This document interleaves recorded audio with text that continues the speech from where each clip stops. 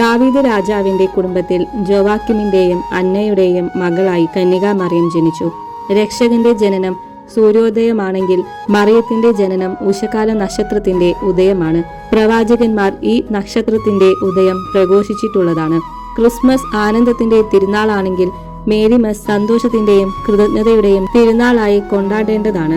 Isho ദൈവപുത്രനാകയാൽ Mary ദൈവമാതാവാണ്. ബത്ലേഹമിലെ പുൽക്കൂട്ടിൽ കിടന്നു കരയുന്ന ചോരക്കുഞ്ഞ് അത്യുന്നതന്റെ പുത്രനാണെന്ന് എങ്ങനെ തോന്നും? അതുപോലെ അന്നയുടെ ഈ കുഞ്ഞ് സുന്ദരിക്കാണെങ്കിലും മറ്റു കുഞ്ഞുങ്ങളിൽ നിന്ന് ബാഹ്യദൃഷ്ടിയിൽ എന്തു വ്യത്യാസമാണുള്ളത്? അതുകൊണ്ട് ഞാൻ കറുത്തവളാണെങ്കിലും അല്ലയോ ജെറുസലേം പുത്രിമാരെ സുന്ദരിയാണ് എന്ന ഉത്തമഗീതത്തിലെ വാക്യം മറിയത്തെ പറ്റിയാണെന്ന് കരുതപ്പെടുന്നു. ഒന്നുകൂടെ ഉറപ്പിച്ച് മണവാളൻ പറയുന്നു, മുള്ളുകളുടെ ഇടയിൽ ലില്ലിയെ പോലെയാണ് മക്കളിൽ എന്റെ പ്രിയ.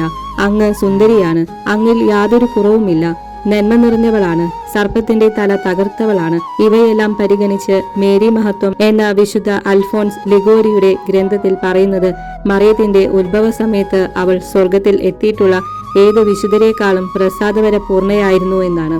6-ാം നൂറ്റാണ്ടിൽ ജെറുസലേമിൽ പരിശുദ്ധ മറിയത്തിന്റെ മാതാപിതാക്കളുടെ ഭവനം നിലനിന്നിരുന്ന സ്ഥലത്ത് ഒരു ദേവാലയം പണിയപ്പെടുകയും അത് പിന്നീട് ഒരു ബസ്ലിക്കയായി മാറുകയും ചെയ്തു. ജെറുസലേമിലാണ് പരിശുദ്ധ കന്യകയുടെ ജനന തിരുനാൾ ആദ്യമായി ആഘോഷിച്ചു കാണുന്നത്.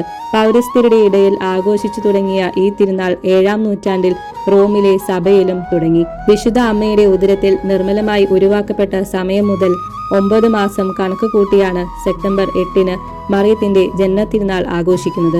എല്ലാ സൃഷ്ടികളുടെയും ജനനത്തിൽ ആഹ്ലാദിച്ചുകൊണ്ട് ഈ അമ്മയിൽ നമ്മുടെ തന്നെ വരാനിരിക്കുന്ന പുതിയ ജീവിതം ധ്യാനിക്കുക ഏറ്റവും ഉചിതമാണ് എന്ന് ക്രീറ്റിലെ വിശുദ്ധ ആൻഡ്രൂ പറയുന്നു. ക്രിസ്തുവിന്റെ ജനനത്തിനു പുറമെ പരിശുദ്ധ കന്യകയുടെയും വിശുദ്ധ സ്നാപക യോഹന്നാന്റെയും ജന്മം മാത്രമാണ് തിരുസഭയിൽ ആഘോഷിക്കപ്പെടുന്നത്. ഈ വിശുദ്ധർ രണ്ടുപേരും രക്ഷാകര ചരിത്രത്തിൽ വഹിച്ച പങ്ക് വളരെ വലുതായതുകൊണ്ടാണ് അവരുടെ ജനനം ആഘോഷിക്കുന്നത്. മറിയത്തിന്റെ ജന്മവർഷം കാര്യമായി കണ്ടുപിടിക്കുക പ്രയാസകരമാണ്. എങ്കിലും അത് ഏകദേശം BC 19-18 എന്ന് കരുതപ്പെടുന്നു. അമലോത്ഭവയായ ദൈവമാതാവിന്റെ ജനനത്തിൽ സ്വർഗവാസികൾ ആനന്ദിക്കുന്നു, ഭൂവാസികൾ ആഹ്ലാദിക്കുന്നു. ഒരു പിറന്നാൾ സമ്മാനം അമ്മയ്ക്ക് സ്നേഹത്തോടെ കാഴ്ചവെക്കാം. ദൈവമാതാവ് സ്വർഗത്തിലേക്കുള്ള ഗോവണിയാണ്. ഈ ഗോവണി വഴി ദൈവം ഇറങ്ങി വന്നത് മനുഷ്യർ മറിയം വഴി സ്വർഗത്തിലേക്ക് കയറിപ്പോകാനാണ്. വിശുദ്ധ അംബ്രോസിന്റെ വാക്കുകളാണിത്.